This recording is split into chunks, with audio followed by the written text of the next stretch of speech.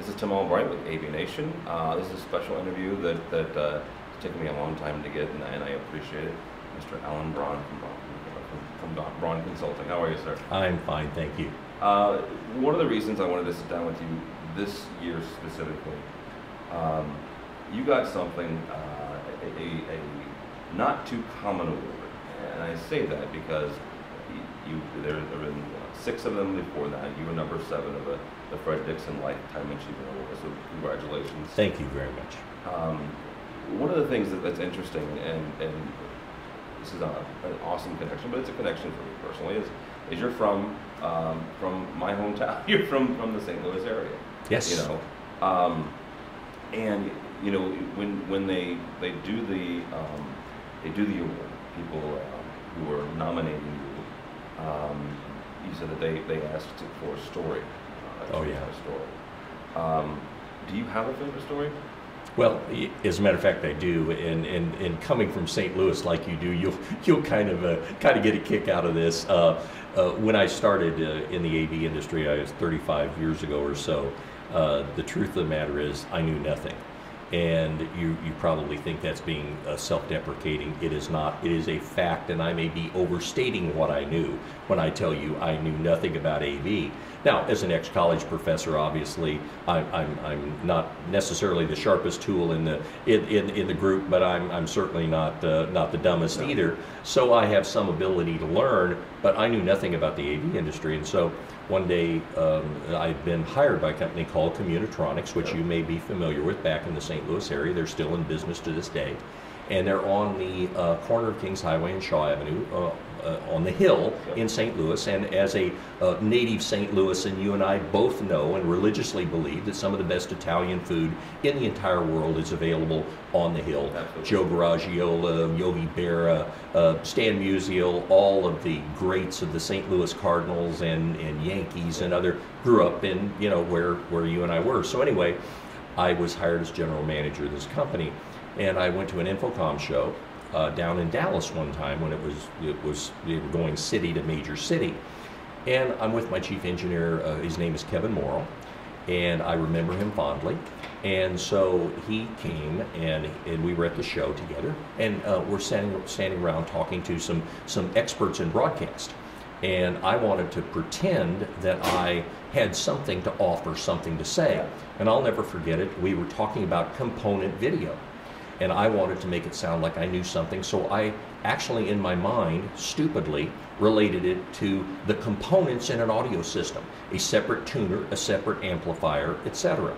And so I opened my mouth and I decided to enter this discussion, at which point Kevin Morrow took me by the arm and said that he would absolutely resign from Communitronics if I ever opened my mouth in that vein again.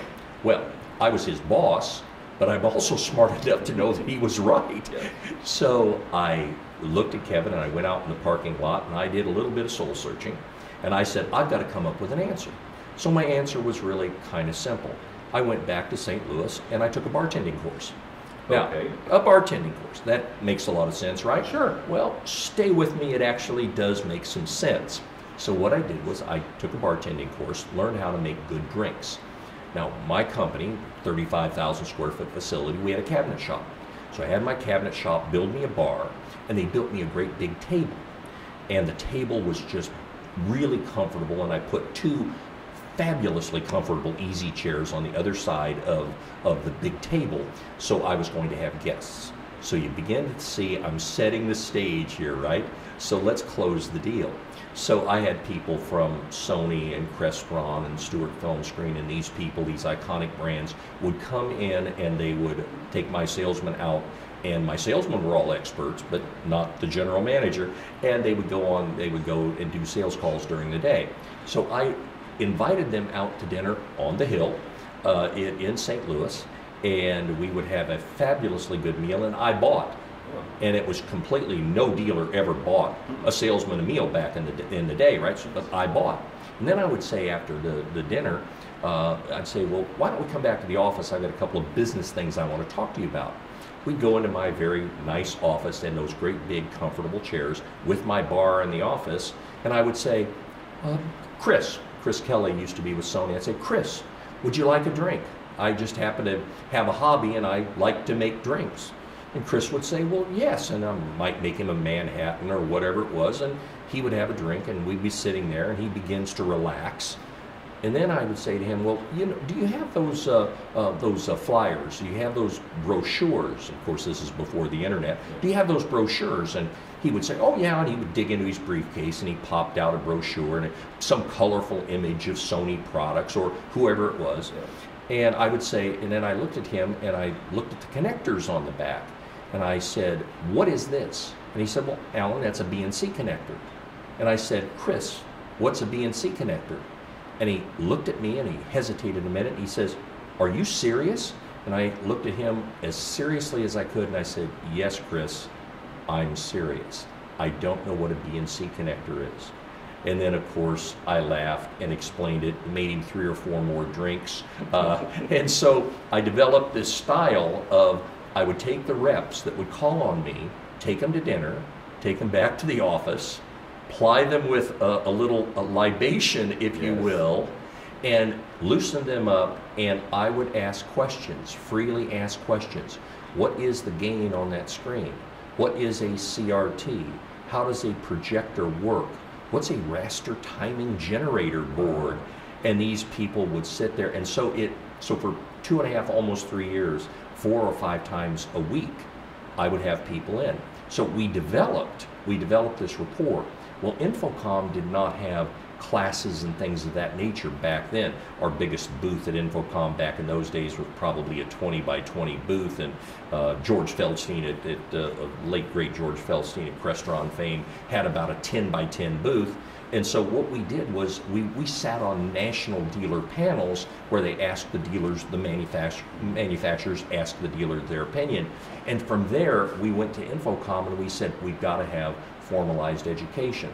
And that whole process of the manufacturers that called on me, the dealer panels that I sat on, and some of the iconic people who we think of today as multi-millionaires or maybe even billionaires, George Feldstein with Crestron, God rest his soul, Andrew Edwards with Extron, Don Stewart with Stewart Film Screen. These were the icons of the industry. We think of them today. Back then they were not iconic.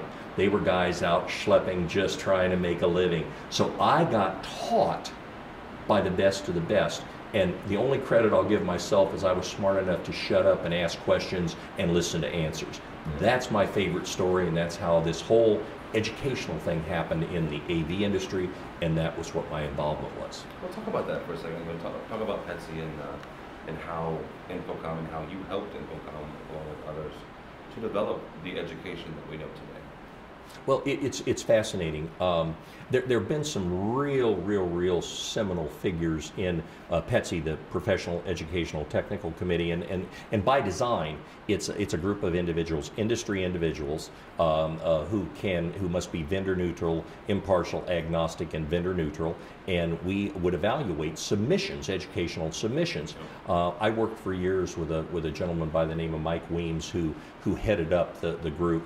And he's now with the Harmon Group and AMX and works with consultants, and he's certainly around and alive and well and kicking. But for a number of years, Mike was the chairman of PETSI, and there were about 20 members of us on the board, on the PETSI group. But only about 11 of us would congregate once a year, and it was almost like like a lot of guys have an annual fishing trip or an annual trip to a NASCAR race. Well, weird AV people, we had our annual trek to Virginia to InfoComm headquarters to meet for 2 or 3 days, and I remember in the early days, we would take these flip charts and we would literally take the topics and we put them on a flip chart and glue them all the way around the walls so that we could see them. There were no electronic whiteboards back then, and we could see them, and we would talk about remote controls. Well, what topics do we want and what submissions did we get?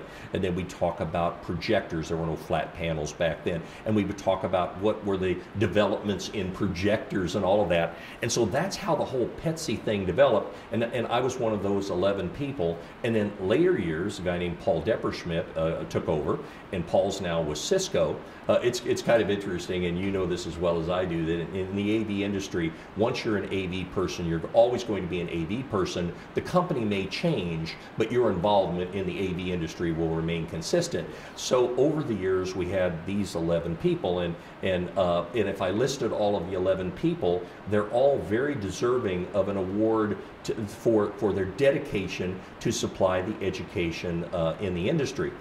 In those early days, then we would get all of the submissions, and then if we didn't have enough topics, or the topics weren't covered, then we would go around the room of the 11 and we would say, okay, you guys all have first right of refusal, but now we don't have this topic. So I would take displays, and Paul Depperschmidt might take audio, and we would just literally divide up different courses, and then we would all teach courses, and that's how the whole thing developed. And InfoComm is today. It's a glitzy and glamorous show. I call it ooh shiny. Yeah. And even as many years as I've been at the show now, and I've seen the evolution, I have a tough time not letting it just overpower me. The sheer extravaganza of the bright lights and the colors and all of those kind of things. But the truth is, and maybe InfoComm won't like my saying this, but the truth is, it's an educational show. Yeah. It's a show really dedicated to teaching individuals in the industry by industry professionals. This is InfoComm's much more sophisticated version of Alan Brawn taking a bartending course and having somebody sit across from me. So much more sophisticated, much better plan, but the net results are the same identical thing. We're going to teach people from the ground up what the industry's all about. Knowledge is strength.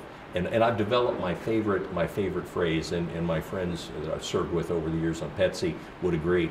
Somebody will come up to one of us after a course and they'll, oh, you know so much about this and so much about this. And our standard line that I give, certainly, and others do as well, I'm not really impressed with what I know. What I'm really impressed with is what I don't know, and then what my passion is, finding out what I don't know and then sharing it with somebody else.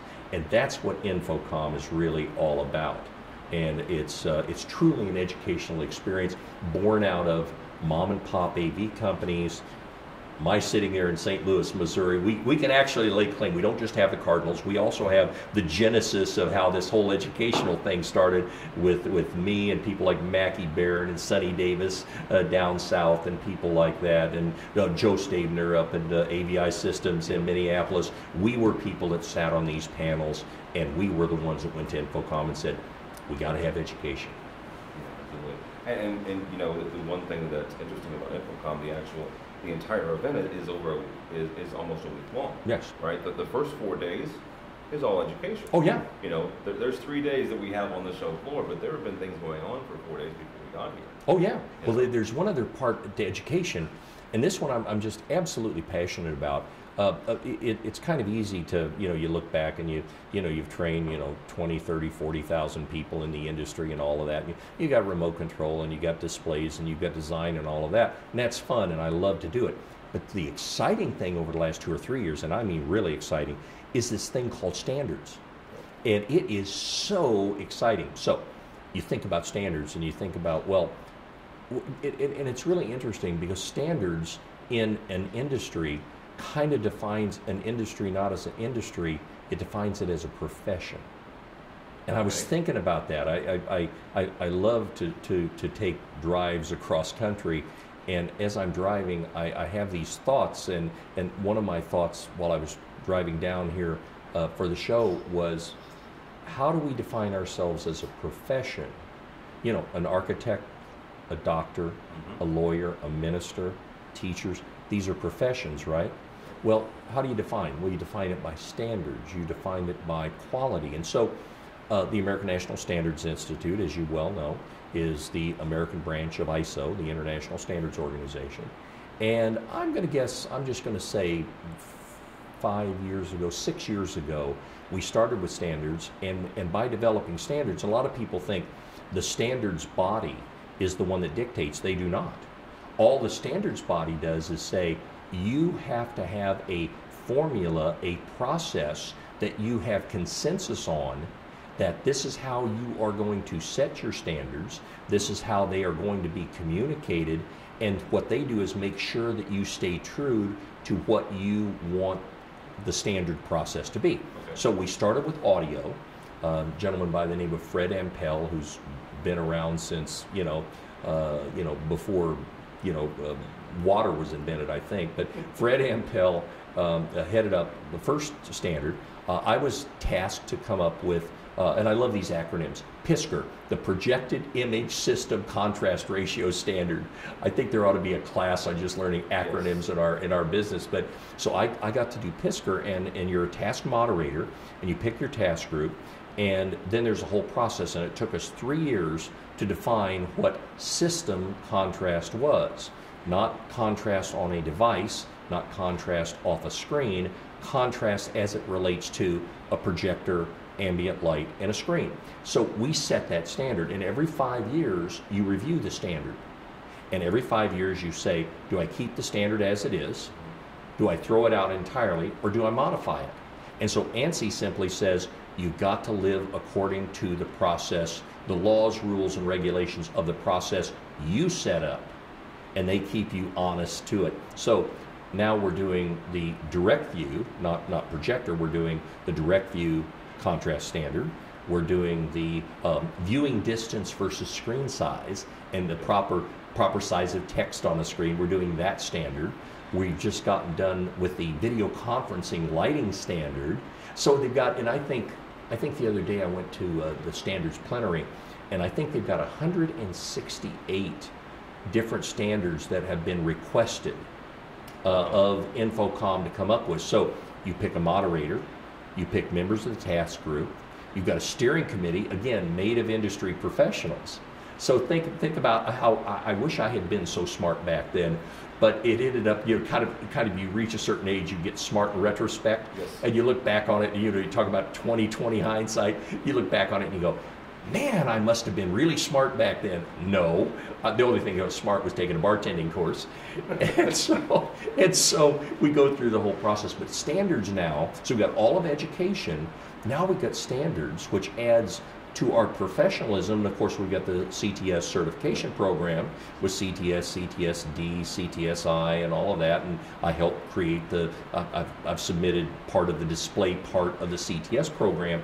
And my 35 years, not intentionally, has all ended up being around education. And I guess my mom being a teacher and I was a former college professor, I guess it shouldn't come as a shock. But after so many years in the business, you look at it and you say, what have you really done? And actually what I've done is I've been a pretty good teacher. That's my only claim to fame. I think everybody's good at something. I'm an okay salesman, I'm an okay manager, I'm lucky I can be okay at a lot of things. But over these years, if you said, what are you proudest of? What do you think you've done the best? My answer is I'm a teacher, and I don't think it gets any better than that. Well, as someone who's taken those classes, who has a CTS, thank you for doing that and for at least following your passion. Absolutely. Let's kind of divert for a little bit here. You have been in the industry for 35 years. What's the biggest change? Well, there are a few very seminal changes, right? So let's start at the hardware part of the change, right? Okay, and you know where I'm going. So when I started, by the way, interestingly enough, I just did Projectors, the Big Picture, which was a 2-hour seminar on the history and the current status of projectors. Well, the first projector that we actually was commercially available was done by Henry Close of Close Nova Beam fame and acoustic research speaker fame. And he never watched television until he had a wild idea. He was an audio engineer until he had a wild idea of, I want to develop a display device. So the first projector had about 90 lumens of light output, and the ones that you would be most, and that was 1972, by the way. And the ones you would be most familiar with are the ones that, the Barco, the Electrohome, which was Christie before Christie, the Sonys, the NECs, etc., were about 110 to 120 lumens of light output. And you think about that, and you think about, well, I'd have a boardroom or a conference room, and I would have to turn the lights down you could barely see the image. But that's where we started. And then we had, and then we got into an area of what I call cheap lumens. right? And the cheap lumens was when we had LCD in the early days, where we went from 500 lumen light output projectors, and now people like Barco and Christie and DPI have 40, 50, 60,000 lumen light output projectors, and common projectors that you and I are familiar with are in the 3 to 6,000 lumen light output range. So that evolution has been radical. The evolution to flat panels, and a lot of people think that projectors are going the way of a dodo bird. They are not. Clearly, they are not. They're still growing and will continue to grow and continue to be used in the industry. But flat panels really came onto the scene in 1992 with Fujitsu, where a 42-inch plasma before LCD. By the way, parenthetically, a plasma was developed University of Illinois, real near you and me, right? Or University of Illinois, go Fighting Illini, in 1964, and it was developed as a means to be a computer monitor in the early days back in 1964. But anyway, the early 42-inch Fujitsu, I think in 1992, that sold for something like $40,000 in 1992 dollars, which is probably $5 billion today or something. But so we saw flat panels. So that's come, evolved from through the 90s, and then of course now we're seeing, Samsung's got a 105-inch device, and you commonly see the NECs and the Samsungs and the LGs and the Sharp with 55, 65-inch flat panels. So that whole thing has evolved immensely. From a further hardware point of view, take a look at what Crestron has done. Take a look at what AMX, has done, and even Extron to a certain extent. And look at how remote control started with pushing buttons all the way now to touch-sensitive screen technologies and all of those really cool algorithms. So we've seen all sorts of things from a signal transmission point of view. We now have wireless. We've got Bluetooth. We've got streaming media. We got streaming video. So those are all hardware evolutionary, and in some cases revolutionary things that have happened over the years. But it'll sound strange because my son Jonathan is very computer literate, very network literate, much more so than his father. But if you ask me what the main kind of revolutionary shock your system thing that we've dealt with over the last 10 years, I would have to say the internet. I would have to say, look at the growth of digital signage. It's all about, I no longer have to have everything in an equipment rack in the back room. I no longer have to have a boardroom, conference room, and training room where we just aggregate to get our information. We now can go, because of the internet, because of the cloud. I love these people who use the cloud to say, oh, the cloud is something new. Well, the cloud dates back to the military in the 1970s, but I won't fight that battle right now. But the truth of the matter is that gives us freedom, right? It gives us freedom. So I can go wherever you are. I bet you've got a cell phone in your pocket, and I'll bet that cell phone's a smartphone, and I'll bet even dollars to dozens of dollars that it's touch enabled, and we could literally control display devices. You could be sitting on the beach out here in Florida somewhere, and probably might like to be sitting there, and you could actually control your home. You can control your displays. You can do all of this. So we've got a freedom where now the information can go where people are, even your wrist. Even your wrist. We can go where people are. And so when you really think about the dynamic of changing the way behavior is done, today our technologies are not just environmentally and experientially enhancing, we're actually changing behavior. So I got wayfinding. And somebody says, well, how does that change your behavior? Because you go up to a touch screen, you touch it, and it shows you how to go somewhere. So you didn't know beforehand, now you know that's a change in behavior. I go to a place and I look at a menu and I see something, oh, that hamburger looks good. I've changed my behavior. You've got information in a cafeteria or a group room where somebody needs to disseminate information. Oh, it's going to rain this afternoon, so therefore you make sure you go out and you've rolled up the windows in your car, or you make sure you've got an umbrella. All of these are, heaven forbid, but I've got an emergency notification. Yep. Heaven forbid, I've changed behavior. And think about this, we never even dreamed, back in the day, it almost sounds like Methuselah, but back in the day, and it almost is comparatively speaking, back in the day, all we wanted to do was put up a picture, and when I actually first started, we couldn't even put up a computer picture. Andrew Edwards was the first person to basically build an interface. He and the folks at COVID were literally pioneers in creating these interfaces where we could actually put up computer images. That was pretty leading edge, right? That was pretty good stuff. But think about it. We've gone all the way from, man, you got a boardroom, training room, conference room, a theater, whatever it might be, and now it's on your wrist, it's in your pocket, it's on the wall, it's all touch enabled. It has been a communication revolution, and now there's a kind of an old male joke that goes, he who dies with the most toys wins. Well, in this particular case, I'll paraphrase that. He who has the most communication capability wins. It's a dissemination of information. It's collaboration in a classroom. You and I could be teachers, and we could have a classroom, a smart classroom, where the kids have tablets. They can be interconnected to a server on the teacher's desk, and the teacher now becomes a teacher manager. And the teacher can disseminate information. I can give teaching the Civil War. I can have 40 kids in the class, and by the way, classes are getting bigger and bigger, and no matter what politicians are saying, they're going to continue getting bigger and bigger. But when you get more than about 15 people in a class, the learning rate, assimilation, and retention goes down, looks like a hockey stick. It goes down so radically. But I'm not going to change that, except, wait a minute, we can change that with audio-visual. And how do we change it? So I'm going to give the teacher a server. They become a manager. I'm going to teach the Civil War. I'm going to divide my 40-student classroom up into fours, right? So you're going to take the North, the next group's going to take the South, the next group of 10 is going to take the finances in the United States, and the next group's going to take the international implications of the Civil War.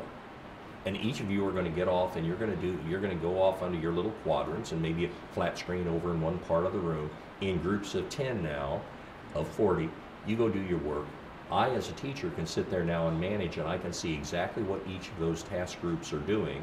And if one task group is beginning to fail, I can go initiate my teaching responsibilities. Then let's say everything just worked fine. Of course, it never does, but let's say everything worked fine, and we get the group back together. Now I've got them, and I've got a projector up there, and I can literally control all the presentations. We've got remote control. We've got all these presentations all aggregated. And oh, by the way, did I mention all of this is now online for people to download, and you don't have to have notes taken on, in paper and pen. So that's the dissemination of information and communication and collaboration. We're in the middle of the greatest wave of human interaction that we've ever seen. That's where we're going, and that's where the passion is. Quickly, a couple of questions before I let you go. Where do you find out information now? Where do you find out news or releases or new products? Well, that's actually a great question. And it used to be, and this is not exactly going to be a popular statement, but it happens to be the truth. It used to be that if you wanted to get any information, you had to come to InfoComm, or you had to go to NAB. I mean, if you weren't here, you weren't going to get the brochure. You weren't going to have any interactivity. There are a lot of reasons to come to InfoComm. The experience, the networking, the camaraderie, and especially, as I mentioned earlier, the classes, a lot of reasons to come to InfoComm. But I would suggest to you, unless you really just want to see the latest 65-inch flat panel or the latest and greatest direct view LED with a pitch of 1.2 millimeters, unless you really just want to be there and experience it, I can do all of that online. You can go and they will introduce it at the show. There will be a press release, so we do that. So online is, I honestly don't know, it's kind of funny, but I honestly don't know what I would do personally without that kind of connectivity. And so I'm going to write an article. As you know, I write for 5 or 6 magazines, and when I'm going to research an article, I got books online. So I want to read a book. I don't have to go down to a bookstore. I can get the book online. I can read it. I can share it if I want.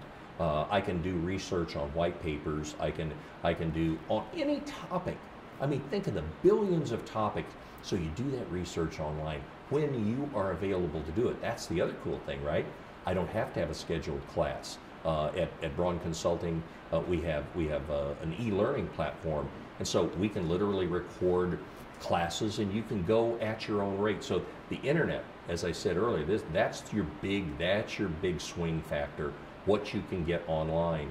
The day and age of what they used to call the leave behinds, the pieces of literature and all of that. I'm sorry to say that is, if not passe, certainly mostly passe in this world, and it's all dedicated online. And then certain manufacturers, let's say you're a manufacturer that wants to have communication to the outside world, but you also want to have a secured site for your authorized dealers. That you can do. So if you're selling screens and you want to talk about how wonderful your screens are and how pretty they are in home theater and commercial applications, I can let the general public see all of that, and I can have a section of that website that shows only this information. It could be design information, it could be pricing information, it could be delivery status information that just should never be shared with the the general public. So that's really kind of the exciting area, and that's where I spend an inordinate amount of time. The New York Times said a couple of months ago, they said we spend 8 hours a day in front of one type of screen or another every day, whether it's your TV, GPS, tablet, laptop, wrist or a smart watch, whatever it is, or your computer or digital signage. So 8 hours a day, and I certainly most days go far in excess of that. Brawn, thank you so much. Thank you. Congratulations on the Fred Dixon. I appreciate that. Award. If people are interested in you or Brawn Consulting or anything, how do they get a hold of you? Two ways. It's brawnconsulting.com or just Alan, A-L-A-N, at Brawn Consulting. And obviously, you've probably figured out that if somebody wants a bit of information, I'm more than happy to help out, because that's kind of like my life's work, is to share what I know. Yeah, absolutely. So thank you so much, sir. Thank you. Alan Brawn from Brawn Consulting. My name is Tim Albright. I'm your host. More information on AVNation, go to avnation.tv.